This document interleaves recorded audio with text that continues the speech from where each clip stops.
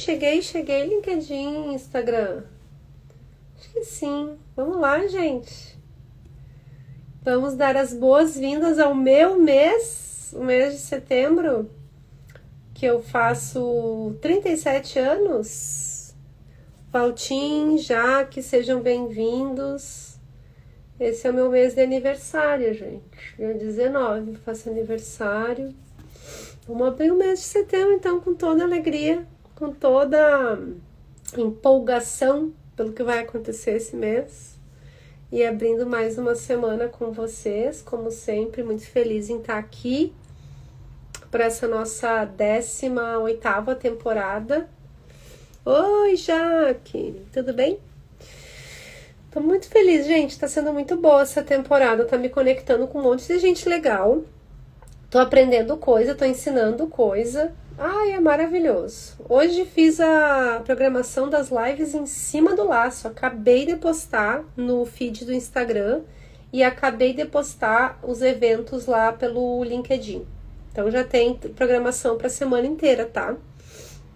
Exceto quinta-feira. Quinta eu vou estar no escritório, a gente tem uma reunião especial do time de liderança. Então na quinta eu vou estar... Não vou entrar que eu vou almoçar com a galera, tomar café, curtir lá. Daí na quinta eu não entro, mas na sexta eu tô de volta, tá? Que eu falei 3 dias com vocês na semana passada. Oi, Alexandre, tudo bem? Seja muito bem-vindo. O Alexandre tá no LinkedIn com a gente. Eu falei com vocês que eu tava em evento, mas dei uma blogueirada pra vocês lá no Instagram. Pra quem tá comigo no LinkedIn, gente, tô no Instagram também, mariana.gaida, tá? Se vocês quiserem também se conectar comigo lá pelo Instagram. Eu posto um monte de coisa lá no Instagram. Principalmente na semana passada, Rony, seja bem-vindo. Que eu tava em evento, postei um monte de coisa legal pra vocês. Vale a pena dar uma olhada. Ver se vocês curtem o conteúdo por lá também, que às vezes tem coisa que eu posto no Instagram e não posto no LinkedIn. Isso aí é mais rápido, né? E LinkedIn também. Cíntia, seja muito bem-vinda. O LinkedIn tem um negócio que eu não sei se vocês sabem. E se tu postou na segunda, quando tu posta na terça, o alcance da segunda mata o teu alcance da terça e ainda reduz o da segunda. Oi, João, seja bem-vindo, boa tarde. Então, às vezes eu deixo mais espaçadas as publicações que eu faço no LinkedIn também por conta disso, tá? Mas lá no Instagram eu posto um monte de coisa legal pra vocês e vale a pena a gente se conectar por lá também, beleza? Vamos continuar então nessa 18ª temporada, que a gente tá falando só sobre carreira na TI. E eu pulei os dias da semana passada, mas eu vou continuar o roteiro como se nada tivesse acontecido, tá? O roteirinho que eu já tinha feito pra essa 18ª temporada, e aí a gente estava falando sobre desenvolvimento na carreira de TI, aí a gente falou sobre primeiro emprego e tal, né, na semana passada, e como começar realmente, e hoje a gente vai falar sobre comunicação, que é um tema que eu acho que a gente fala pouco. Reobara, Felipe, sejam bem-vindos. Boa tarde, Felipe, tudo bem? Acho que é um tema que a gente fala pouco, porque acho que tem virou meme até, né? Mas tem um mito de que quem trabalha com TI não fala com gente. E isso é muito errado, tá? Daí a pessoa pensa assim, eu sou introvertido, ou tenho uma neurodivergência, não gosto de gente. Tudo bem, né? Aquela história de, eu prefiro os animais que as pessoas. Acontece, né? Eu preciso concordar que às vezes tem umas pessoas que fazem a gente pensar isso mesmo. Mas não querer se comunicar, difícil, gente. Eu não sei se tem a carreira que dá pro cara ficar completamente isolado, assim, sabe? Deve ter um emprego ou outro que a pessoa consegue ficar completamente isolada. Agora, que daí ela vai desenvolver uma carreira, não dá pra morar numa ilha. Não dá. Então, acho que para crescer e se desenvolver em TI, ser promovido, tem sim que se comunicar. Não precisa ser dos jeitos mais tradicionais. O Felipe falou que esse mito da galera da TI é real, não é, Felipe? Acho que não precisa ser dos jeitos mais tradicionais, assim, sabe? Aí tá em toda reunião, falar com todo mundo, ser uma pessoa super extrovertida, não precisa. Mas tem que se comunicar bem. Eu pareço ser uma pessoa super extrovertida, né? Mas até nos ambientes, assim, que eu tô chegando pela primeira vez, eu fico mais na minha, aí eu leio todo mundo, leio o ambiente, e aí eu me solto. Aqui é diferente, né? Porque aqui vocês estão aqui comigo, nos comentários e tal, mas é mais unilateral. E quando eu tô num ambiente que eu ainda não tô à vontade, confortável, eu fico mais quieta. Normalmente, se eu tô bem à vontade, eu falo bastante. Então, comunicação é um negócio que é difícil porque é muito de personalidade, é muito de construção. Às vezes a gente fica traumatizado de uma empresa para outra. Vocês já passaram por isso? Se tiveram uma experiência tão ruim numa empresa, sempre que vocês davam opinião, falavam, questionavam alguma coisa, vocês vão para uma próxima empresa, aí vocês ficam... A gente fica meio vacinado, né? Meio tipo, não vou falar aqui porque quando eu falo acontece isso. Tu fica meio condicionado a um comportamento, sabe? Então, comunicação não é um negócio tão simples, não. E tem vários especialistas dentro do LinkedIn mesmo, tem vários criadores de conteúdo que falam a respeito de comunicação. E eu recomendo, que é um assunto que a gente sempre tem algo a aprender. Eu gosto muito de estudar comunicação não verbal. Vou até pegar uns livros para mostrar para vocês. Vou mostrar aqui alguns.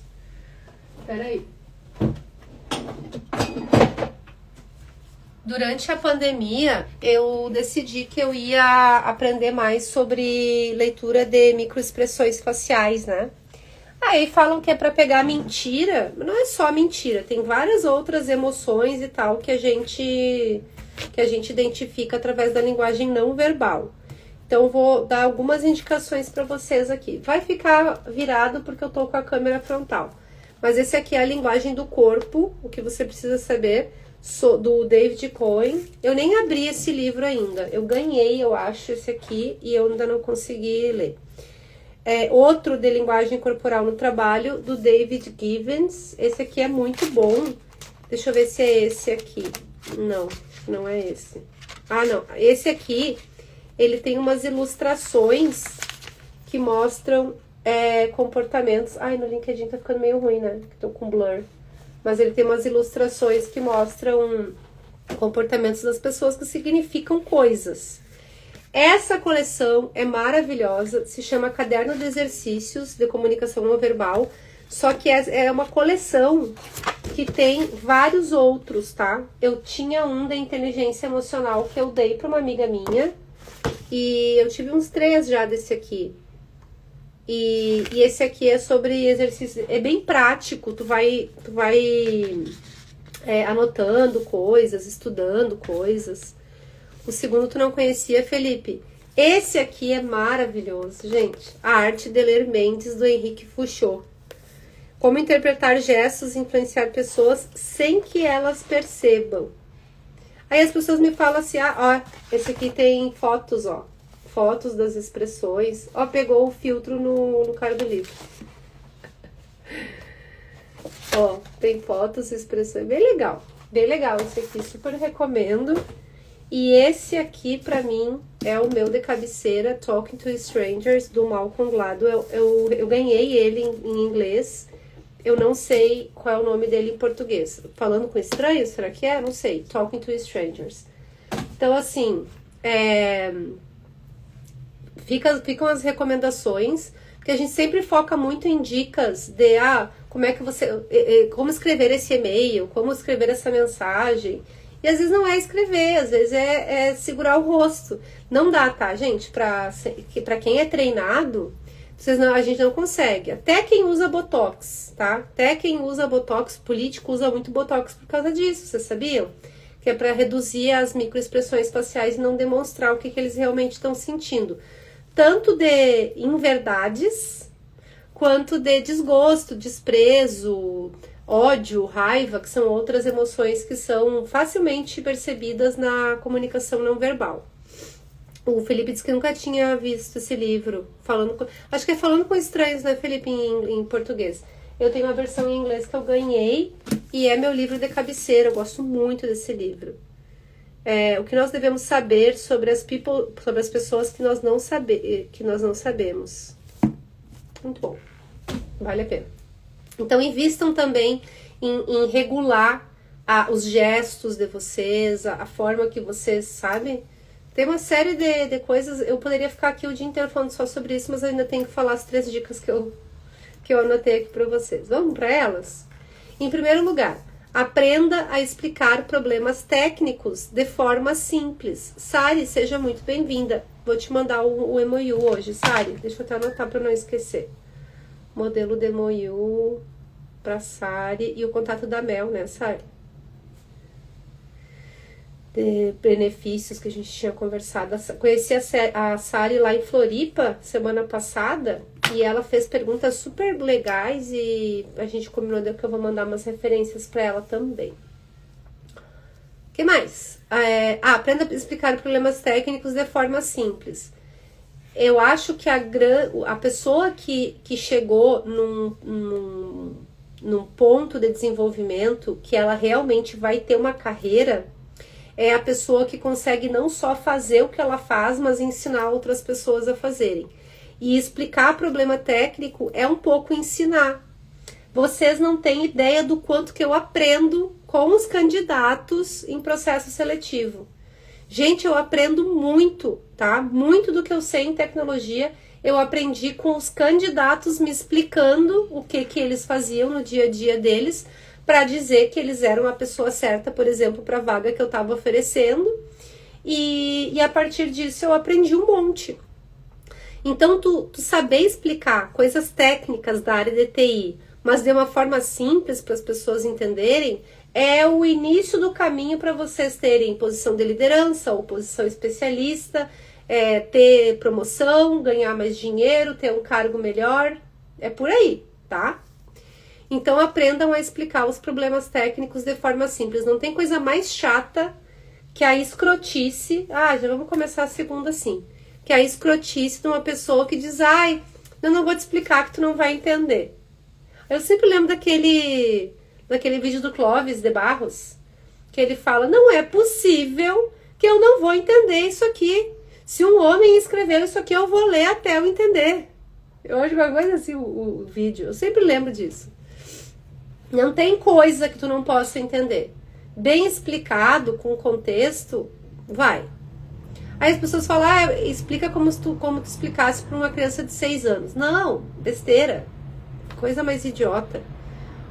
Tu tem que explicar adequando a tua narrativa, sabendo do contexto daquela pessoa. Se a pessoa é DTI, se a pessoa não é DTI, se é um cliente, se já conhece o produto. Tu vai explicar tudo para falar com todo mundo como se fosse uma criança de 6 anos. Tu vai adequar o teu discurso ao que tu sabe a respeito daquela pessoa. Não tem problema, às vezes, também perguntar. Tu vai falar da inteligência artificial, tu pergunta pra pessoa algumas coisas pra te ter uma ideia do quanto ela já conhece da tecnologia, né? A partir disso, tu consegue passar a tua informação técnica, um problema técnico de uma forma muito mais acessível.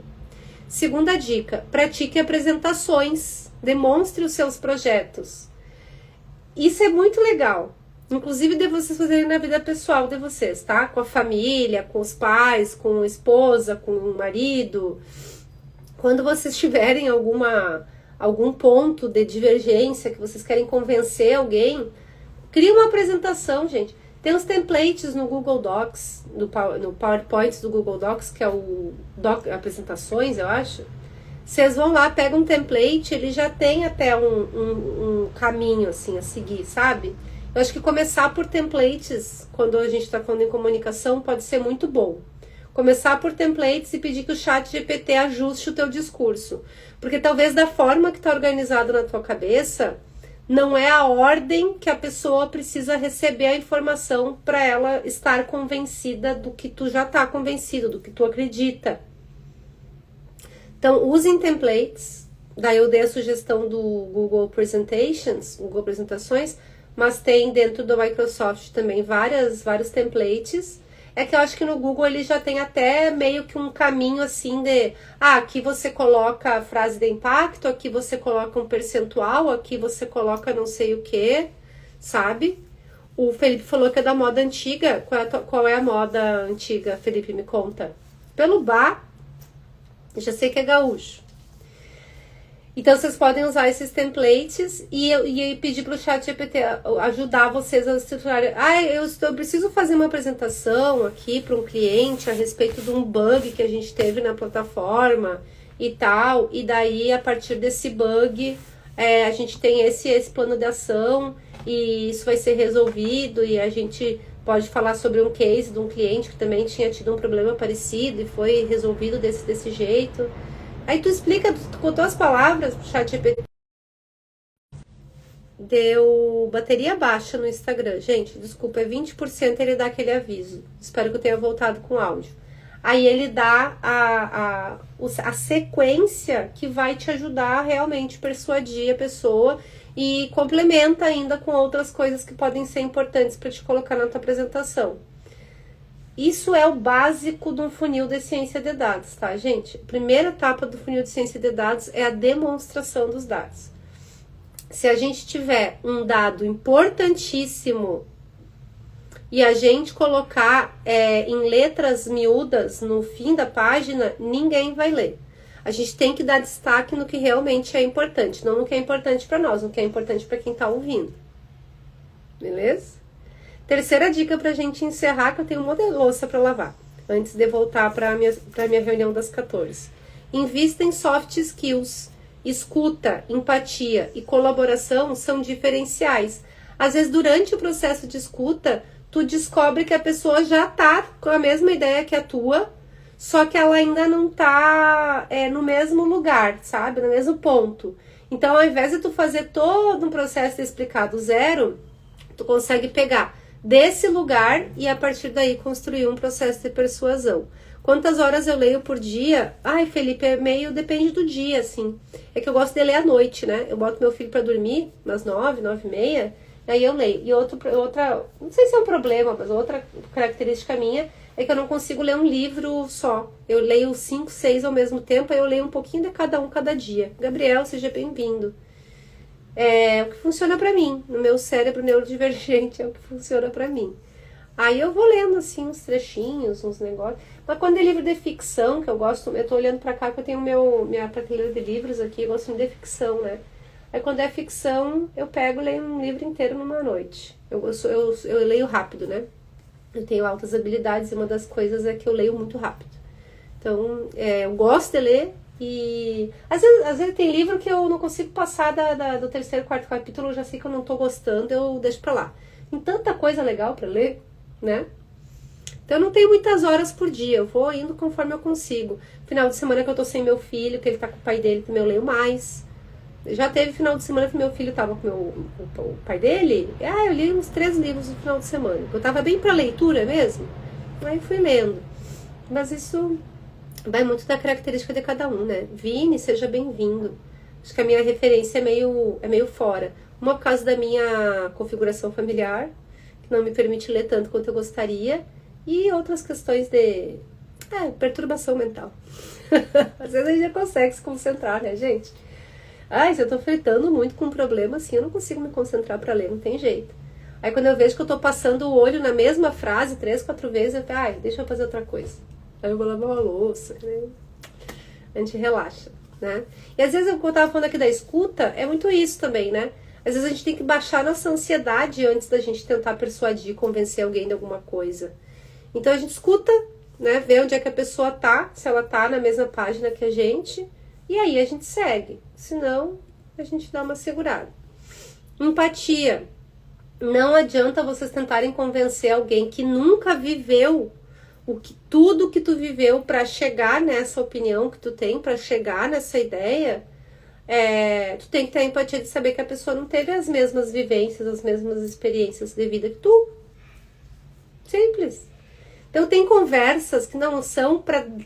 Eu falo muito sobre isso com vocês. A gente tem que reduzir essa ansiedade de que toda conversa tem que ter início, meio e fim.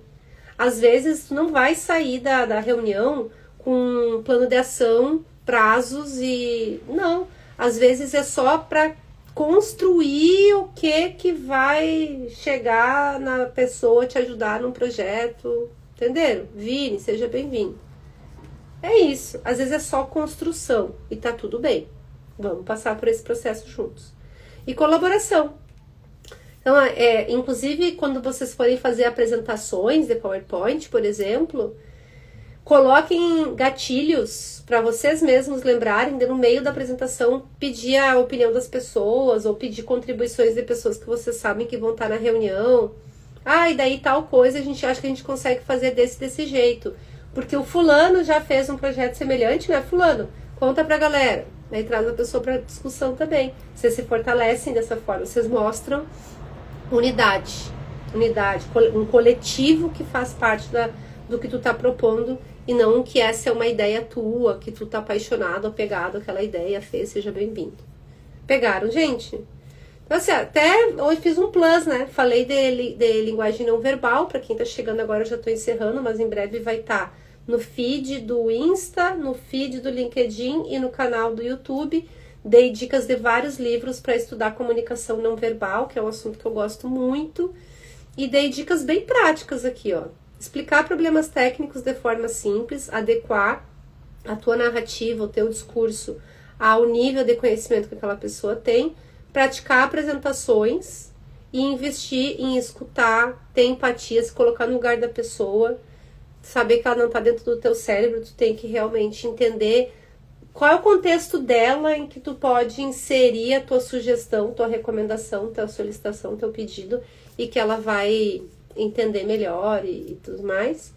E buscar, através desses gatilhos aí de colaboração, incluir todos no que tu tá propondo, no plano que tu tem. Nada absurdo, não precisa ser amigo de ninguém. A comunicação, extroversão, né, não tem nada a ver com ser amigo das pessoas. A gente tá falando de dica prática aqui para vocês trabalharem bem, se destacarem e serem promovidos, que é o nosso objetivo de fazer carreira na TI, certo? Como sempre, um prazer imenso estar com vocês. A gente se vê amanhã para falar sobre o que a gente faz quando a gente não é promovido. Tem que ter plano de ação também, infelizmente. Eu sei dar aquela frustração inicial, mas tem próximos passos e eu vou estar com vocês amanhã pra gente falar sobre isso. Venho amanhã, venho quarta e venho sexta. Essa semana eu só vou pular a quinta-feira, tá bom? Muito obrigada, até amanhã, valeu! Muito obrigada pro pessoal do Instagram pelas contribuições, vejo vocês amanhã à 1h da tarde, valeu!